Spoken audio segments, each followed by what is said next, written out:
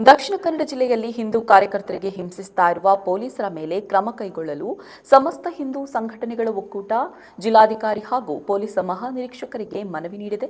ದಕ್ಷಿಣ ಕನ್ನಡ ಜಿಲ್ಲೆಯಲ್ಲಿ ಇತ್ತೀಚೆಗೆ ನಡೆದ ಕೆಲವು ಬೆಳವಣಿಗೆಗಳು ನಾಗರಿಕ ಸಮಾಜದಲ್ಲಿ ಭೀತಿಯ ವಾತಾವರಣವನ್ನು ಉಂಟು ಮಾಡಿದ್ದು, ನಾಗರಿಕರ ಖಾಸಗಿ ಜೀವನ ಮತ್ತು ವ್ಯಕ್ತಿತ್ವದ ಗೌರವವನ್ನ ಘನತೆಯನ್ನ ಹಾಳು ಮಾಡ್ತಾ ಇದೆ. ಪೊಲೀಸರು ಕಳೆದ ಒಂದು ವಾರದಿಂದ ಕೋಮು ಸೌಹಾರ್ದವನ್ನ ಕಾಪಾಡುವ ನೆಪದಲ್ಲಿ ಹಿಂದೂ ಕಾರ್ಯಕರ್ತರನ್ನ ಗುರಿಯಾಗಿಸಿ ಹಿಂದೂ ಕಾರ್ಯಕರ್ತರ ಮಾನವ ಹಕ್ಕುಗಳ ಉಲ್ಲಂಘನೆಯನ್ನ ಮಾಡ್ತಾ ಇದ್ದಾರೆ.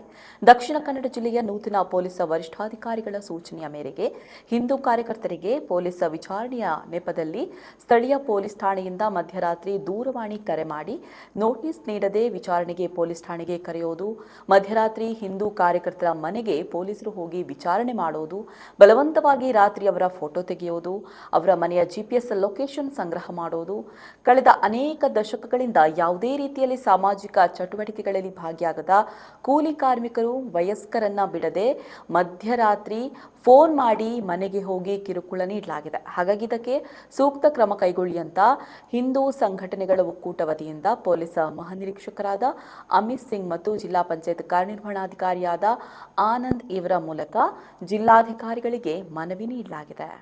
ನನ್ನ ಹೆಸರು ದಯಾನಂದ.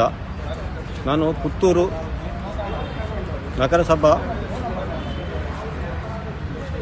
ಜೈನರಗೋರಿಯ ನಿವಾಸಿಯಾಗಿದ್ದೇನೆ. ನಾನು ಕೂಲಿ ನಾಲಿ ಮಾಡಿಕೊಂಡು ಜೀವನ ಮಾಡುವವನು. ನಾನು ಒಂದು ಪಿಟ್ಸ್ ಪೇಷಂಟ್ ಆಗಿರುವುದರಿಂದ ನಾನು 2 ದಿನ ಕೋಮಕ್ಕೆ ಹೋದ ಸಂದರ್ಭವೂ ಇದೆ. ಇಂಥ ಸಂದರ್ಭದಲ್ಲಿ ನನ್ನ ಮನೆಗೆ 10:30 ಗಂಟೆ ನಂತರ ಪೊಲೀಸು ಅಂತ ಹೇಳಿಕೊಂಡು ಕಾಲ್ ಮಾಡಿ ನನ್ನನ್ನು ಹೊರಗೆ ಬರಲಿಕ್ಕೆ ಹೇಳ್ತಾರೆ. ಆವಾಗ ನಾನು ಅದಕ್ಕೆ ಒಪ್ಪದ ಕಾರಣ ನನಗೆ ಪುನಃ ಕಾಲ್ ಮಾಡಿ ನಿಮ್ಮ ಒಂದು ಫೋಟೋ ತೆಗಿಲಿಕ್ಕಿದೆ, ನೀವು ಬರಲೇಬೇಕು ಅಂತ ಹೇಳಿ ನಮಗೆ ಒತ್ತಡ ಹಾಕ್ತಾರೆ. ಆ ಸಂದರ್ಭದಲ್ಲಿ ನಮ್ಮ ಮನೆಯಲ್ಲಿ ಒತ್ತಡದ ವಾತಾವರಣವಾಗ್ತದೆ. ಆವಾಗ ನಾವು ಬಾರದಿದ್ದರೆ ನಿಮಗೆ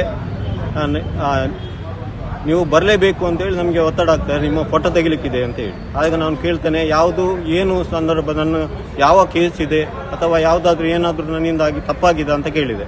ಇಲ್ಲ, ಅದೇನಿಲ್ಲ, ನಿಮ್ಮದೊಂದು ಫೋಟೋ ತೆಗಿಲಿಕ್ಕಿದೆ ಅಷ್ಟೇ, ಬರಬೇಕು ಅಂತ ಹೇಳಿದ್ದೆ.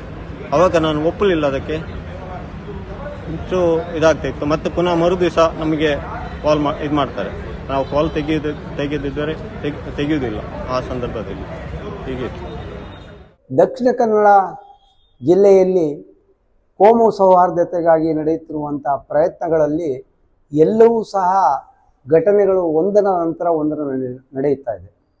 ಸುಹಾಸ್ ಶೆಟ್ಟಿಯವರ ಒಂದು ಹತ್ಯೆಯ ನಂತರ ಅಬ್ದುಲ್ ರೆಹಮಾನ್ರವರ ಹತ್ಯೆಯನ್ನು ಇದು ಒಂದು ತಿರುಗುಬಾಣವಾಗಿ ಮಾಡಿದ್ದಾರೆ ಅಂತ ಒಂದು ಮಾಧ್ಯಮಗಳಲ್ಲಿ ಬಿಂಬಿಸ್ತಿರೋದನ್ನು ನಾವು ಖಂಡಿಸ್ತೇವೆ.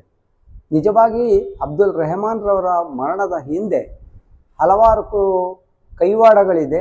ಅದರಲ್ಲಿ ಇಲ್ಲಿಯ ಸಮಸ್ಯೆಗಳಾದಂಥ ಮರಳು ದಂಧೆ ಇರ್ಬೋದು, ಲವ್ ಜಿಹಾದ್ ಇರ್ಬೋದು, ಲ್ಯಾಂಡ್ ಜಿಹಾದ್ಗಳು ಇರ್ಬೋದು.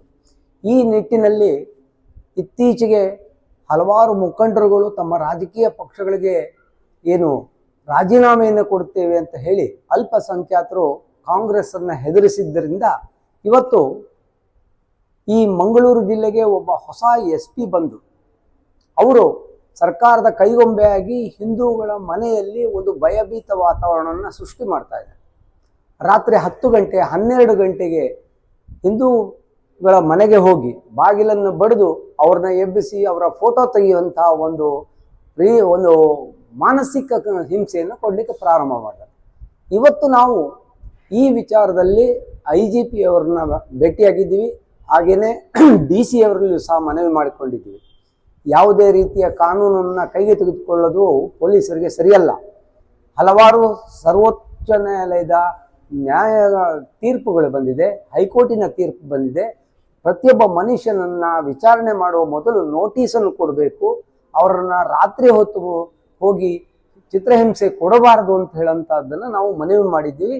ಅದರಲ್ಲೂ ಧರ್ಮಸ್ಥಳ ಹಾಗೂ ಪುತ್ತೂರು ಮತ್ತು ಕಡಬ ಪೊಲೀಸ್ ಸ್ಟೇಷನ್ನು ಮತ್ತು ಬಂಡವಾಳ ಪೊಲೀಸ್ ಸ್ಟೇಷನ್ನ ಪೊಲೀಸ್ನ ಕಿರುಕುಳ ಹೆಚ್ಚಾಗಿದೆ. ಅವರುಗಳು ಈಗ ಬಂದಂಥ ಹೊಸ SP ಅವರ ಆದೇಶದ ಮೇರೆಗೆ ನಾವು ಈ ಕೆಲಸವನ್ನು ಮಾಡ್ತಾ ಇದ್ದೀವಿ ಅಂತ ಹೇಳ್ತಾ ಇದ್ದಾರೆ. ಅದನ್ನು ನಾವು ಈ ಹಲವಾರು ಇವತ್ತಿನ ಸಂಘಟನೆಗಳು ಖಂಡಿಸ್ತಾ ಇದ್ದೀವಿ.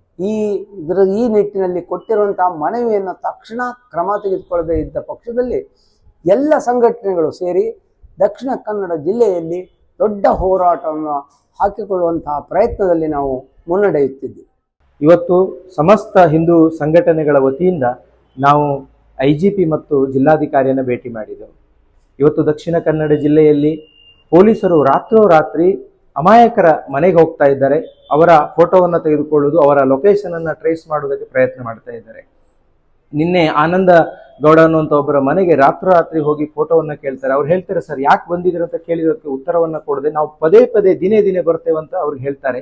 ಈ ರೀತಿ ಪೋಪ್ ಅನ್ನುವಂತಹ 80 ವರ್ಷದ ವೃದ್ಧನನ್ನ ರಾತ್ರಿ 1:30 ಗಂಟೆಗೆ ಎಬ್ಬಿಸಿ ಅವರ ಎನ್ಕ್ವೈರಿಯನ್ನ ಮಾಡ್ತಾರೆ. DKA ಪೂಜಾರಿ, ಹೀಗೆ ಅನೇಕರ ಅವರ ಹಿಂದೆ ಯಾವುದೇ ಕ್ರಿಮಿನಲ್ ಪ್ರಕರಣ ಇಲ್ಲದೆ ಇದ್ರೂ ಸಹ ಅವರನ್ನ ರಾತ್ರಿಗೆ ಎಬ್ಬಿಸಿ ಅವರನ್ನ ಫೋಟೋವನ್ನು ತೆಗೆದುಕೊಂಡು ಈ ರೀತಿ ಒಂದು ರೀತಿಯಲ್ಲಿ ಅವರಿಗೆ ಮಾನಸಿಕ ಹಿಂಸೆ, ಕಿರುಕುಳ ಇವತ್ತು ಆಗ್ತಾ ಇದೆ.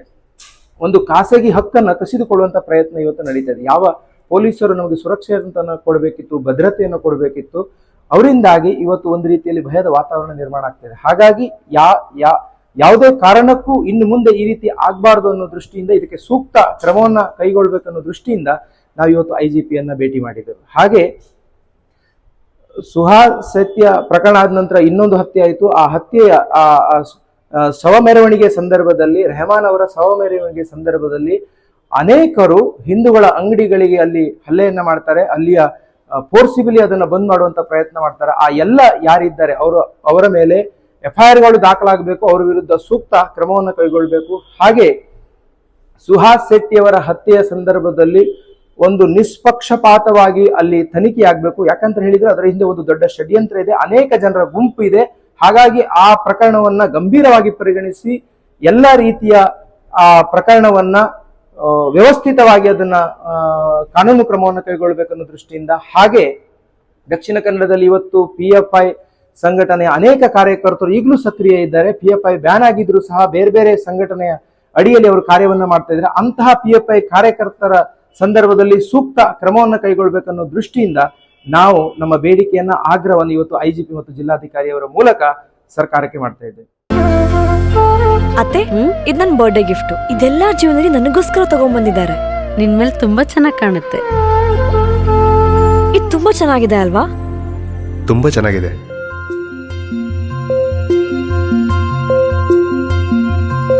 It will look really good on you. Amma? Huh? Mother is always son's first love.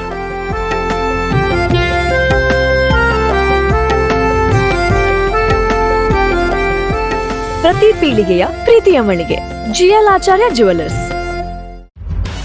ನಿಖರ ಸುದ್ದಿ, ಸದಭಿರುಚಿಯ ಕಾರ್ಯಕ್ರಮ. ನೀವು ನೋಡ್ತಾ ಇದ್ದೀರಾ ಕಹಳೆ ನ್ಯೂಸ್, ಸಮಾಜದ ಜಾಗೃತಿಗಾಗಿ ವಸ್ತುನಿಷ್ಠ ವರದಿ.